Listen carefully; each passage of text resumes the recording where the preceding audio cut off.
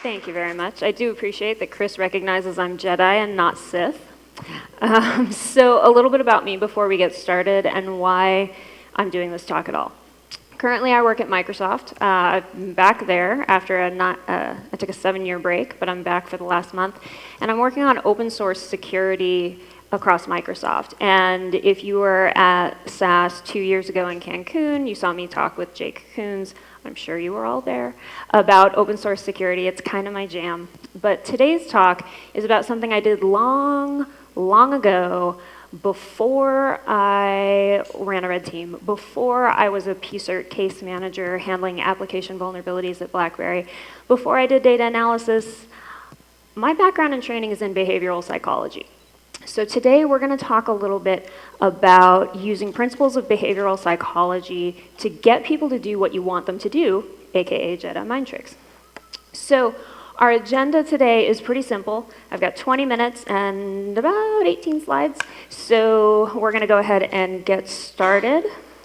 The reason that we want to understand how to motivate behavior is because people do things you don't want them to do. And I almost put in the word stupid stuff you don't want them to do, but then it caused a word wrap. So we're just going to go with the non-judgmental. People do stuff you don't want them to do. And what's really funny is that that picture was the template picture in the slides Kaspersky sent out. And when I was building my deck, I'm like, you know what? That's actually the perfect image for this. Because people use stir copy. People use default passwords. It doesn't matter how much training we do. No, it doesn't matter how many times we nag them in email and through our SDL programs. People publicly disclose vulnerabilities in our products, or if you're a researcher, vendors don't fix things promptly, and you end up with a situation where people aren't doing what you want them to do. So how do we get around that? And I'm going to start with some basic principles of behavioral psychology, something called operant conditioning. And this is a theory that the forefather of is a gentleman named B.F. Skinner. And this breaks down into two major categories that are important to understand. The first one is reinforcement, or what we can call a carrot, and the other is punishment, or a stick. The idea of reinforcement is if you want to create a new behavior or have a behavior continue to happen, you would use reinforcement. If you want to stop a behavior, you use punishment. Now, there are some different types of reinforcement and different types of punishment that I'm going to quickly go into as well. Positive reinforcement is something we all pretty much understand. It's the attaboy. Good job. But what about negative reinforcement? Negative reinforcement comes in two different categories. One is escape learning, and the other is avoidance learning or active avoidance. And in escape learning, this could be something like there's a fire alarm going off, so you leave the building to escape that negative stimulus. Or I have a researcher, he's really annoying, and so I'm going to fix his bug fast because I'm sick of dealing with his emails. In avoidance learning, you're trying to prevent ever having that negative thing happen. So you're going to run a fuzzer so you don't get the annoying emails from that researcher because you know exactly what tools he's running and you know what kind of bugs he finds. So you're going to preemptively go find those so that he doesn't file more vulnerability reports and you have to deal with them. And this is getting you to do a behavior, so that's why it's a reinforcement, even though it has a negative association with it. Punishment, or the stick, those are things like a positive punish would be applying stimulus to get you to stop doing a behavior. And the most basic one that we think of is spanking a child. Can't do that at work, not without HR. So think of a failed compliance rating, like you failed HIPAA, there's probably going to be some fines. The problem here is the company faces the punishment, not usually the developer responsible for why something failed. So that learning experience, that reinforcement loop or that learning loop, doesn't happen because the punishment is at an organizational level, not typically at an individual level of the person who's responsible. Maybe the individual responsible for the organization faces some negative reviews or things like that, but it doesn't typically hit the developer themselves. The other one is negative punishment, and this is going to sound really weird, but negative punishment is not bad punishment, it's the taking away of a stimulus. So sending a child to their room for a timeout. So not that I expect you all to be psychology majors at the end of this talk, but these are some important basic principles that are gonna tie into other parts of this talk. So let's talk about punishment as a motivator. How many people here own floss at home? How many people brought it with you? How many people used it this morning or last night? How many of you are lying? Punishment is designed to weaken or eliminate a response, but how many of you feel like every time you go to the dentist, oh God, I just want to avoid being asked the question, I'm maybe going to be a little misleading. You feel like that dentist bugging you about flossing is a punishment, but it's actually a negative reinforcement. And punishment and negative reinforcement can sometimes be really difficult to tell apart. But punishment is designed to get you to stop doing something. Getting you to start flossing is not a punishment, but getting you to stop doing a behavior. The problem with punishment is you don't forget the behavior they're trying to get you to stop. You just suppress it. So it's not really a good long-term behavior change. And you can't always, as I said earlier, punish based on the organizational relationship. It really only works when things are tied very closely together. So if you're concerned that you're going to get pulled over and given a speeding ticket, that punishment, that threat of punishment may cause you to stop speeding. You know, you got a ticket yesterday, you're not going to speed through the school zone today because you don't want to receive that punishment. However, punishments have to exist because there have to be consequences for bad behavior. But again, most developers don't realistically face consequences for bad security choices in their products, in part because half the time when a vulnerability gets reported, it's not the developer that wrote the feature that ends up having to go fix it. So punishment is not a great motivator. So let's talk a little bit about reinforcement. How would you feel if at work, no one ever told you you did a good job and they only told you when you screwed something up? Not super motivated in your job. Reinforcement is a fantastic motivator. And this is true whether it's at work, whether it's in your personal life. People like feeling like they're doing a good job. People like feeling like they're appreciated and their efforts aren't being ignored. So reinforcement is great. Positive reinforcement, fantastic. Negative reinforcement still can be effective when applied correctly. It still strengthens a behavior. Intermittent reinforcement is something we'll also talk about. Intermittent reinforcement is like the slot machine. It's very addictive, and it has a place in security program motivation as well. So these are the three different types of motivational things. And as I mentioned earlier, it's not always easy to distinguish between punishment and negative reinforcement. So we'll come back to that at various times throughout. Just want to remind you once again, positive or any type of reinforcement increases a behavior, punishment is to decrease a behavior.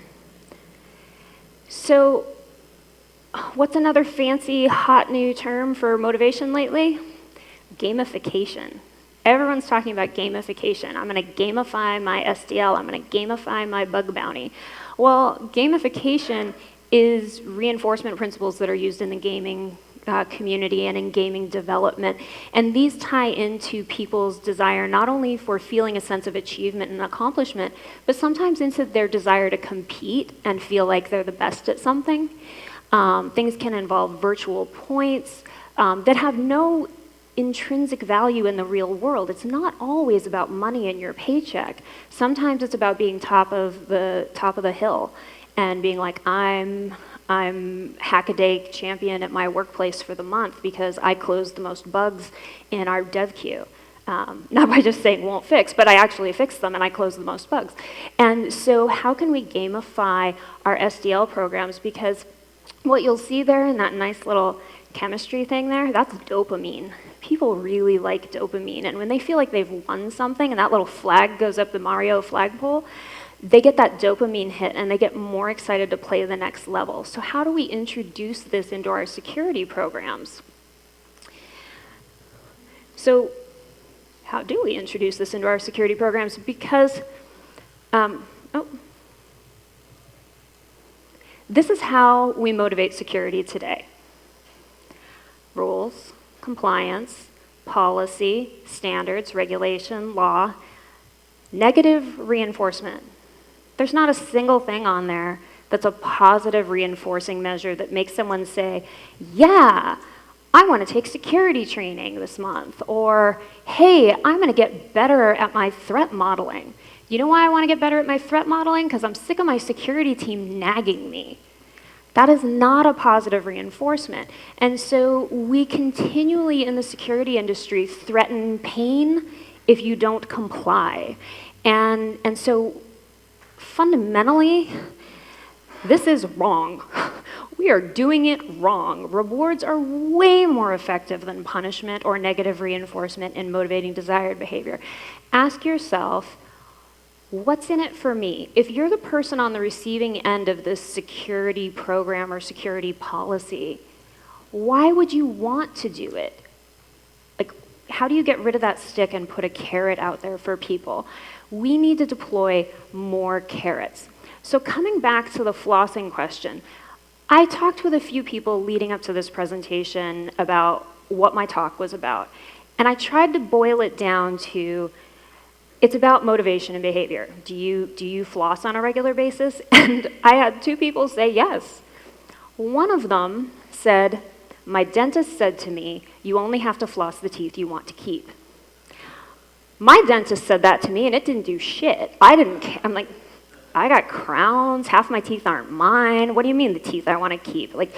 And so it didn't motivate me. And so one thing you'll notice is different things motivate different people. This is going to make things a little more complicated, but hey, we work in security, everything's complicated. So, so they floss with the same motivational technique that didn't really work for me, but they floss every day. Way to go. The other person I talked to who flosses for a completely different reason. Their floss is coconut flavored and they like coconut.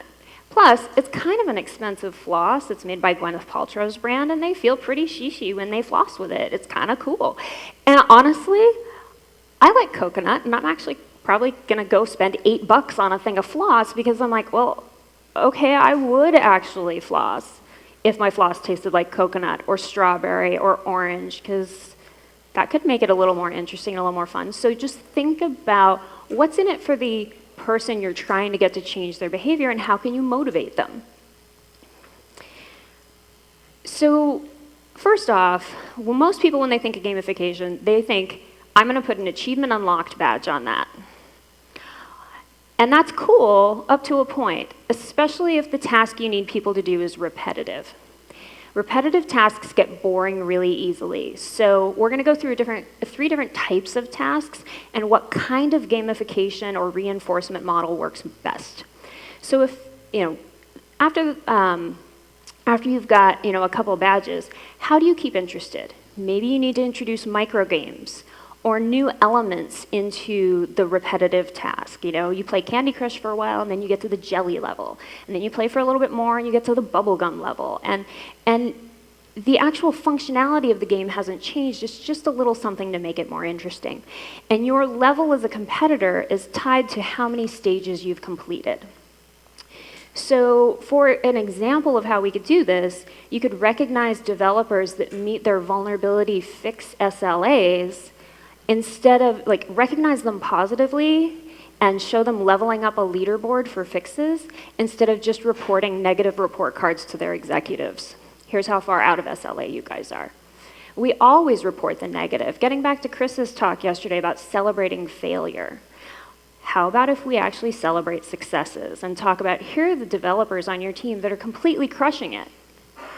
Give them that, positive recognition and chances are some of the other developers might be like, hey, I want some of that. I want people telling my boss I'm doing a great job. I'm going to go fix some of my bugs. Another great example of this that I've seen is a company that does phishing campaigns on their own employees as an educational program, and they do this twice a year. And if you are an employee who receives a phishing mail and you go to your IT department and you're like, this looks really kind of sketchy, I don't think this is legit, and you're right, you get an Amazon gift card. And they have about 300 employees, and they break the company up into 40-person teams that are not like an entire division, but random employees across the company.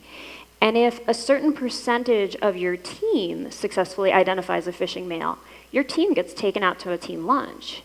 It's that positive reward instead of shaming. You click the phishing mail, you gotta go to 2 hours mandatory training this Friday. Sorry, 3 to 5 p.m. Enjoy rush hour.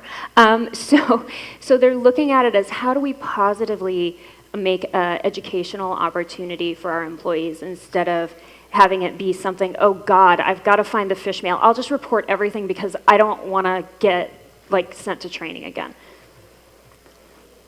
But what about for more complicated tasks? Overwatch or Portal or a more complex game builds your skills over time. And it teaches you a series of basic skills that build into complex skills. So there are LMS solutions designed for gamification. You don't have to build it from the ground up. And you can do things, for example, within threat modeling. Once someone becomes really competent at what are my high value assets, great, you got a yellow belt in threat modeling. Where am I most vulnerable to attack? I'm a ninja at finding our attack surface now because I've been working on that. Fantastic, I'm up to a brown belt now, or green belt, I don't know, I don't do karate. But you can give people that leveling up system until someone can become an expert at threat modeling because they were engaged and they felt like they got rewarded along the way. You don't want to give someone a task that's too hard straight out of the gate. You don't fight the big boss first. You work through the minions, and then you get to the mini boss, and then you get to the big boss, and even if you fail the first time, you've had enough successes leading up to it that you're gonna be motivated to keep going. And that's how you want to gamify the more complex tasks in security. But what about luck? Luck be a lady. Not everything in security is skill-based, I'm sorry to say. And this is true, honestly, in the role I just came from, which is bug bounties and vulnerability hunting. Yes, the researchers doing this work are very skilled, as are your pen testers. But they can't find what's not there, no matter how skilled they are. So sometimes they might find a vulnerability in 3 hours, and sometimes it might take them 3 days. And so those intermittent rewards are highly useful there. And so making sure that they're getting that intermittent attaboy so they keep looking. So the good news is I only have 2 slides left and they're pretty quick. What does that look like in the real world? Here's a stick. You're using out-of-date library libfoo 1.2 and you need to upgrade to 1.3. Here's the process you have to go through to get permission to do that. Well, wait a minute. I know all the main libraries my company uses already. So why don't I take the top 20, pre-approve them every time a new update comes out, and then when I contact that team, I can be like, you're using out-of-date library 1.2, you need to upgrade to 1.3. We pre-approved it for you, you're clear to upgrade now. And what's more, we have an automated work item that popped up in Jira for you, or in whatever our TFS system is, so you don't have to go log that item. You submitted several duplicate reports. They're valid. They weren't just first to find. We've penalized you for it. Okay, well, that's not fair. How about you submitted one unique vulnerability report. We've buffed up your community reputation by a larger number of points than you would be punished by because you found something of value. You must complete your annual security training by date, and I'm going to copy your boss. Thanks. Hey, how about the following training opportunities are available to you and build on the training you took last year? Develop those skills. Make it clear what's in it for them.